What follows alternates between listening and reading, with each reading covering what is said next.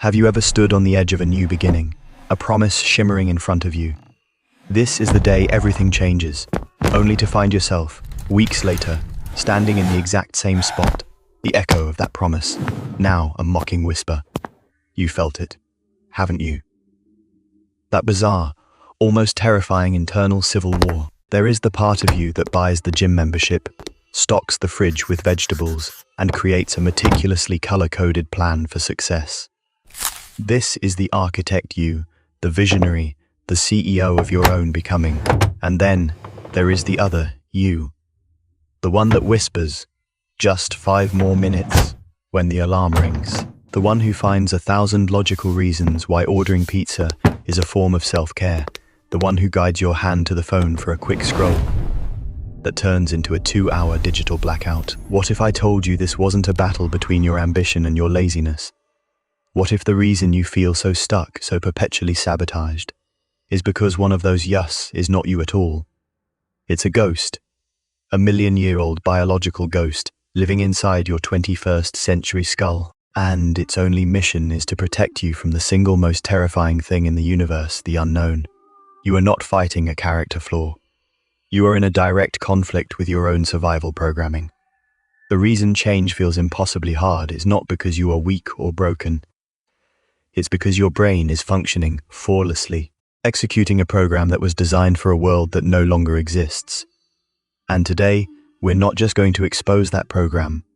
We're going to seize the keyboard and start writing our own code. Part 1. The conspiracy in your skull. Understand why you act against your own best interests. You have to understand that your brain is not one single, harmonious entity.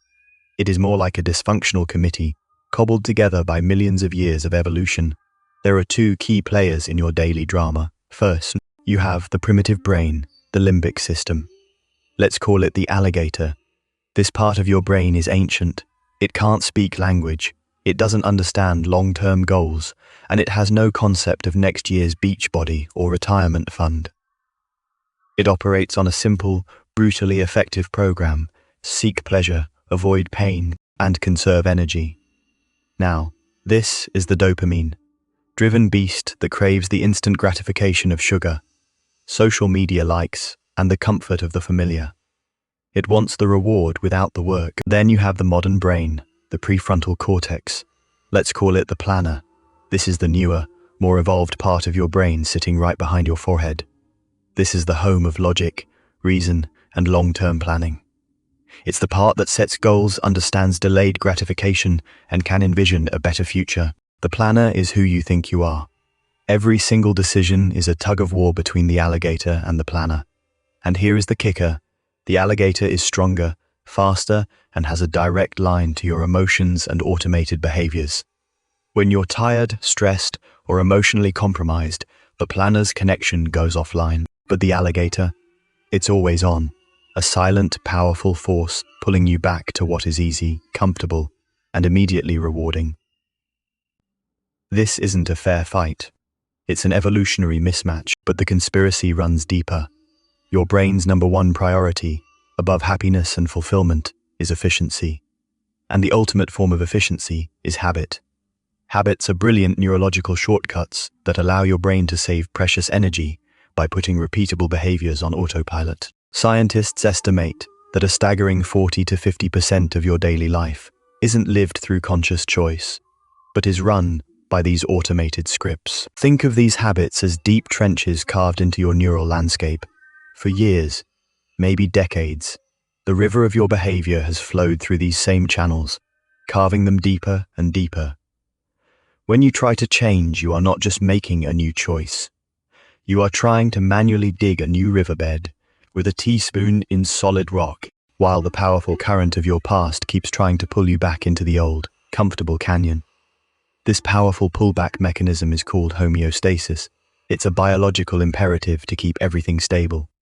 Your brain, in its infinite but outdated wisdom, perceives your agonizing comfort zone as stability, and it will fight tooth and nail to keep you right there. And here is the most profound revelation about this system: what you call your bad habits. They're not your enemies, they are your outdated bodyguards. At some point in your life, procrastination protected you from the fear of not being good enough. Overeating soothed a deep anxiety no one else could see. Endless distraction numbed a pain you didn't know how to face. These habits are coping mechanisms that worked. They were your hidden allies. The problem isn't that they're bad. It's that their protective strategy is now causing the very pain they were trying to prevent. You see, you've been trying to violently fire your most loyal protectors. No wonder they're resisting. Acknowledging their original, noble purpose is the first step to negotiating a peaceful retirement for them, allowing you to hire a new, more effective security team. Part 2. The ghost in the machine. If the conscious tug-of-war is just the surface, what's running the show from the depths? Imagine your mind is a sophisticated computer. Your conscious awareness, the part of you listening to this right now, is like a single app running on the screen. But the real power lies in the operating system, running silently in the background. Psychologists suggest that 95% of your mental processing is subconscious. This operating system is built from the core beliefs you formed about yourself and the world, mostly before you were even a teenager. Beliefs like, I am not good at math, I am unlovable, I am the kind of person who always gives up. These aren't just thoughts, they are foundational lines of code that dictate how you interpret reality and what you believe is possible for you. And the single most powerful program on this entire operating system is called identity. XE. Your brain has an obsessive need to remain consistent with your ingrained self-image. Its motto is, I do not act contrary to who I believe I am.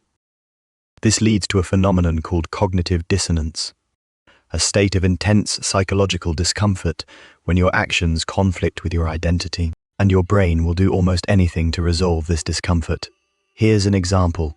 You try to quit smoking, but deep down, your identity code reads, I am a smoker.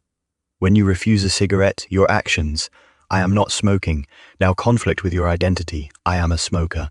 The dissonance is unbearable. Your brain, seeking the path of least resistance, resolves this tension, not by undertaking the hard work of rewriting your identity, but by making you take the cigarette. The moment you light up, dissonance resolves. Consistency, safety. This is the hidden key. True, lasting change is not about changing your behaviors. It is about changing your identity. And how do you do that? You have to provide your brain with overwhelming evidence. Every action you take is a vote for the type of person you wish to become. Every time you choose the salad over the fries, you cast a vote for, I am a healthy person. Every time you write one page in your journal, you cast a vote for, I am a writer. It is not about the single action, it is about the accumulation of evidence. You cannot expect a new identity to take hold after one election. It takes a dedicated, repetitive campaign of casting small, consistent votes until your brain has no choice but to accept the landslide victory of your new self. Part 3. The Neurohacker's Toolkit. Understanding the system is one thing. Changing it is another. This is your practical, step-by-step guide to becoming the architect of your own mind. Rule 1. Be the scientist, not the judge. For the next 7 days, your only job is to observe your own patterns with detached curiosity. When you find yourself in the grip of a behavior you want to change, pause. Don't shame or guilt yourself. Simply ask, isn't that interesting? I wonder what triggered that. What feeling was I experiencing right before this? What reward was my brain seeking? You are gathering data, mapping the enemies and the protectors' locations. Shaming yourself reinforces the identity of being a failure. Observing builds the identity of being a conscious, aware person. Clarity precedes control. Rule 2. Architect your battlefield. Stop treating your willpower as an infinite resource. It is a finite, easily depleted muscle. A smarter strategy is to redesign your environment so that your desired choices are the easiest ones to make. In behavioral science, this is called managing friction. You must increase the friction for your bad habits and decrease the friction for your good habits. Want to stop mindlessly checking your phone? Leave it in another room. The friction of getting up to get it is often enough to break the spell. Want to read more? Put a book on your bedside table where the phone used to be. You've made reading easier than scrolling. The most disciplined people are not necessarily the ones with the most willpower. They are the people who are best at structuring their lives, so they don't have to use it. Rule 3. Master the art of the invisible start. This might be the most powerful rule of all. It's called the 2-minute rule. Any new habit you want to start must be scaled down to something that takes less than 2 minutes to do. Read every day becomes read 1 page.